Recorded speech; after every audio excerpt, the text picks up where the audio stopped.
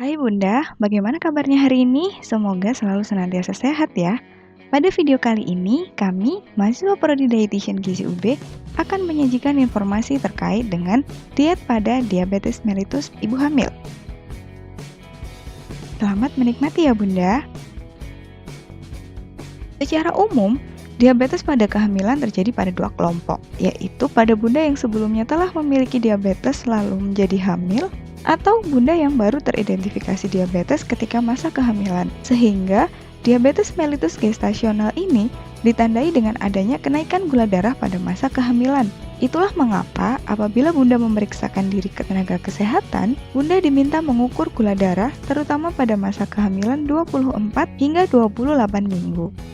Bunda dapat terdiagnosa diabetes mellitus gestasional apabila Bunda memenuhi 2 atau lebih kriteria tertentu dalam tes toleransi glukosa oral. Tes toleransi glukosa oral ini adalah pemeriksaan yang dilakukan untuk mengukur kemampuan tubuh Bunda dalam menyerap zat gula setelah diminta mengkonsumsi gula dalam kadar tertentu yaitu sekitar 75 gram.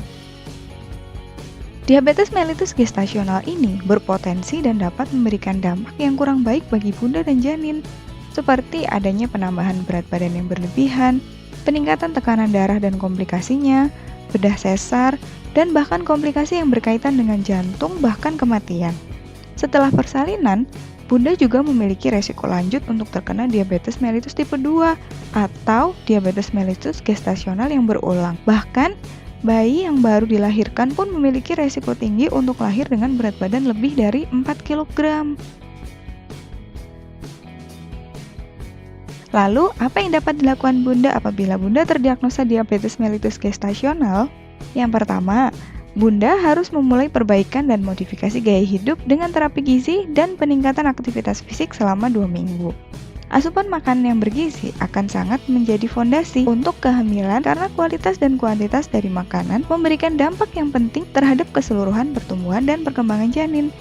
Yang kedua, Bunda harus setidaknya 30 menit berjalan kaki atau melakukan latihan fisik apabila sebelumnya sudah terbiasa melakukan aktivitas fisik.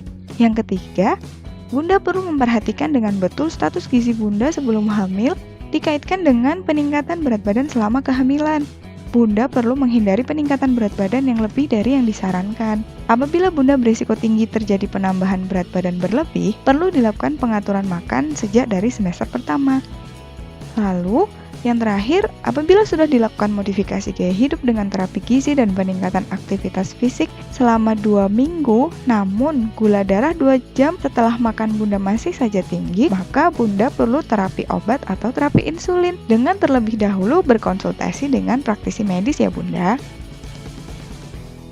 Bunda perlu pengaturan makan terkait dengan perubahan naik turunnya kadar gula darah karena makanan yang dikonsumsi sehari-hari. Berikut ini adalah contoh grafik untuk menggambarkan perbedaan pengaturan makan Bunda dengan diabetes mellitus gestasional dengan pola makan normal orang biasa. Bunda perlu 3 kali makan utama ditambah snack untuk menghindari kelebihan peningkatan gula darah dan menjaga agar jumlah kalori yang Bunda asup menjadi cukup.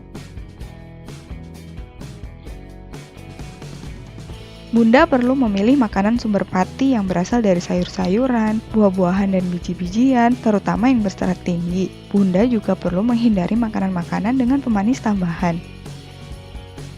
Seperti kehamilan pada umumnya, peningkatan kebutuhan protein ibu hamil dapat berperan pada sintesis jaringan kehamilan seperti darah, uterus, janin, maupun plasenta.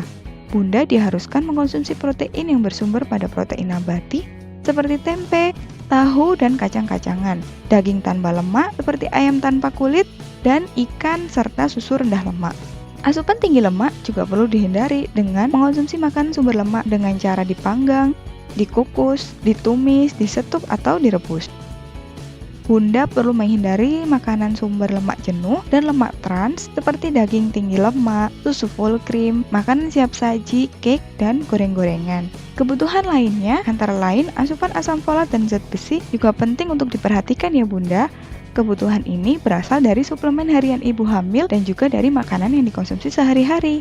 Suplementasi dari vitamin D dapat juga dilakukan oleh Bunda, tapi tetap dengan berkonsultasi dengan tenaga kesehatan ya Bunda. Aktivitas fisik yang dapat direkomendasikan pada bunda dengan diabetes mellitus gestasional adalah latihan dengan 3 kali seminggu selama 40 hingga 60 menit dengan perhitungan 65 hingga 75% denyut nadi maksimum yang sudah dikoreksi berdasarkan usia. Atau bagi bunda yang sebelumnya belum pernah rutin beraktivitas fisik, dapat memulai dulu dengan frekuensi dan durasi yang rendah seperti berjalan kaki selama 10 menit untuk kemudian ditingkatkan pada hari selanjutnya. Contoh kegiatan yang dapat disarankan adalah aktivitas intensitas sedang seperti berjalan kaki, senam aerobik low impact, berenang, jogging, ataupun senam hamil. American Diabetes Association merekomendasikan bunda hamil dengan diabetes mellitus gestasional untuk menerima pengaturan rencana gizi sebagai bagian dari terapi gizi medis dengan dietitian atau ahli gizi yang berpengalaman.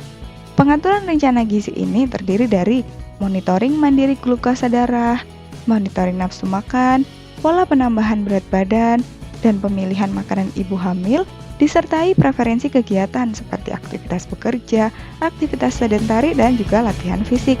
Apabila diperlukan, konsultasi terapi insulin juga perlu ditambahkan sebagai bagian dari terapi gizi dengan tujuan yaitu untuk mempertahankan konsistensi asupan karbohidrat pada makanan utama maupun snack.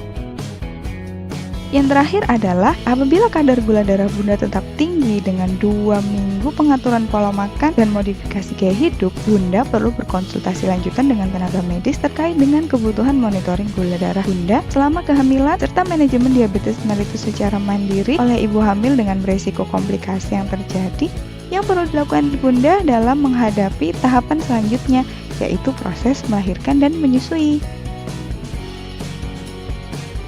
Jadi, berapa gula darah bunda saat ini?